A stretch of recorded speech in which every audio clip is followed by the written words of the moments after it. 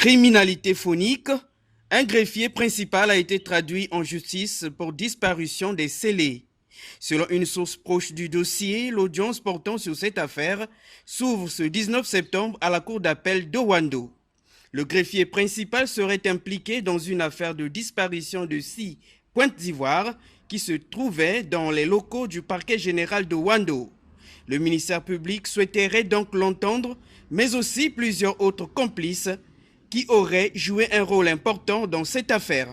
En effet, le 14 septembre 2017, 3 trafiquants d'ivoire avaient été arrêtés en flagrant délit de détention, circulation illégale et tentative de commercialisation de 6 pointes d'ivoire. L'arrestation a eu lieu à Owando, chef-lieu du département de la Cuvette, par la direction départementale de l'économie forestière et la gendarmerie nationale avec le soutien du PALF, projet d'appui à l'application de la loi sur la faune sauvage. 2 de ces 3 trafiquants d'ivoire avaient même écopé de 3 ans d'emprisonnement ferme, assorti d'1 million de francs CFA d'amende et de 2 millions de dommages et intérêts. Et le 3e condamné à 3 ans d'emprisonnement avec sursis pour 500 000 francs CFA d'amende et 2 millions de francs CFA de dommages et intérêts. Décision confirmée par cette cour d'appel après une action intentée par ces condamnés. C'est de cette affaire que sont issues les pointes d'ivoire disparues. S'agit-il d'un dysfonctionnement de la justice ou une violation flagrante de la loi sur la faune sauvage au Congo? En tout cas, l'avenir nous le dira. Détail à ne pas oublier, l'éléphant fait partie des espèces animales intégralement protégées en République du Congo. La plateforme des ONG et associations de lutte contre le paludisme s'insurge contre la campagne de désinformation visant l'opération de distribution gratuite des moustiquaires imprégnés prévue par le ministère de la Santé et ses partenaires. Au moment où les populations congolaises se préparent à recevoir ce don gratuit, un support sonore circule dans les réseaux sociaux faisant allusion à une hypothétique toxicité de ces moustiquaires. Nous sommes depuis le début jusqu'à la signature du don. Nous participons, nous contribuons, nous vérifions, nous contrôlons. Depuis plus de 2 semaines en effet, cet élément sonore très répandu dans le public appelle les populations congolaises à ne pas accepter les moustiquaires imprégnés d'insecticides à longue durée d'action sous prétexte qu'elles causeraient des maladies en cas d'utilisation. Faux et archi-faux ont rétorqué ce mardi ces 16 ONG et associations réunies au sein de cette plateforme qui qualifient de fake news cet audio qui ne donne aucune précision sur la prétendue toxicité des moustiquaires. En contre-attaque, ces associations et ONG rassurent les populations de la fiabilité des produits dont ces moustiquaires sont imprégnés. Nous rassurons toute la population congolaise que l'insecticide utilisé pour imprégner ces moustiquaires n'est pas toxique à l'homme et ne constitue pas une menace pour la santé. Les Congolais que nous sommes, nous ne pouvons pas oser signer avec le Fonds mondial, surtout que c'est un partenaire très crédible, un accord de don empoisonné pour notre population. Ce n'est pas possible. Le paludisme fait rage dans les hôpitaux et pourquoi pas dans nos ménages. Nous demandons très respectueusement à toute la population congolaise de saisir cette opportunité pour recevoir gratuitement ces moustiquaires imprégnés de haute qualité pour sauver nos vies et celles de nos enfants. Il n'est donc pas question de paniquer du côté des populations bénéficiaires de ces moustiquaires qui ne sont toxiques que pour les moustiques causant le paludisme et non pour les hommes. Voilà pourquoi le public est invité à recevoir les dénombreurs pour les 2 jours supplémentaires de l'opération où les agents passeront dans les secteurs non identifiés ou ayant connu des troubles. Pour plus d'informations, le 1035 est ouvert, un numéro pour recevoir les appels des populations.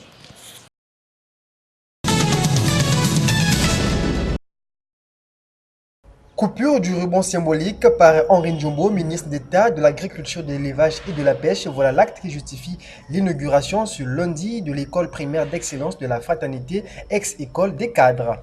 Située dans le 2e arrondissement de Brazzaville, cette école entièrement rénovée par le gouvernement congolais en partenariat avec la Fondation Éducation pour tous compte désormais 25 salles de classe qui peuvent accueillir 25 élèves chacune, une salle multimédia, une infirmerie et bien d'autres. Cette nouvelle structure éducative a pour entre autres objectif de renforcer l'accès à la culture, améliorer les conditions de travail des élèves, développer les partenariats culturels. Car si l'école de la République a vocation à éduquer l'ensemble de la jeunesse congolaise, elle doit aussi porter et accompagner les élites. Et les élites de demain, celles qui conduiront le pays sur les chemins de la réussite, doivent bénéficier de conditions optimales d'enseignement, avec des classes aux effectifs réduits, avec un enseignement des langues vivantes étrangères et nationales, mais aussi par un changement de paradigme en termes d'approche éducative. C'est pourquoi les personnels ont été formés pour placer l'élève au centre des apprentissages, pour le rendre acteur de l'acquisition de ses savoirs en donnant du sens aux enseignements. L'inauguration de l'école primaire d'excellence de la fraternité revêt d'une importance capitale pour le système éducatif congolais, a indiqué Anatole Kolinimakoso, ministre de l'enseignement primaire, secondaire et de l'alphabétisation. Le programme d'enseignement dans ces écoles est bien le programme officiel congolais, avec la possibilité d'intégrer des partenariats avec des établissements français au plan national et à l'étranger. C'est ainsi que l'école d'excellence de la fraternité, par exemple, inaugure l'approche par compétences sur des programmes congolais, dispensés en français et en anglais, avec l'introduction des 2 langues nationales et développe en même temps un partenariat privilégié avec le programme Terre d'école. A noter que les membres du gouvernement, les cadres et agents du ministère de l'enseignement primaire, secondaire et de l'alphabétisation ont ensuite visité l'école primaire de l'excellence dans tous ses compartiments.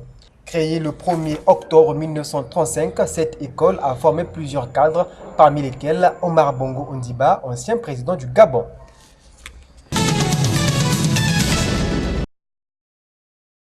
Clôture ce samedi à Brazzaville les travaux du 21e session du Conseil national de l'éducation préscolaire, de l'enseignement primaire, secondaire et de l'alphabétisation.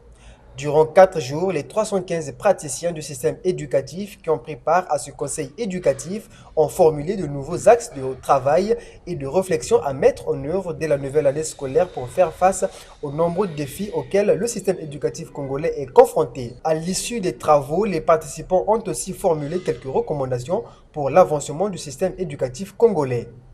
À la lumière des débats dirigés avec dextérité par le Président, le Conseil a adopté consensuellement 5 recommandations. L'enseignant doit élever l'élève afin que celui-ci devienne un citoyen formé, informé, réfléchi, responsable, proactif et capable de s'insérer dans la société.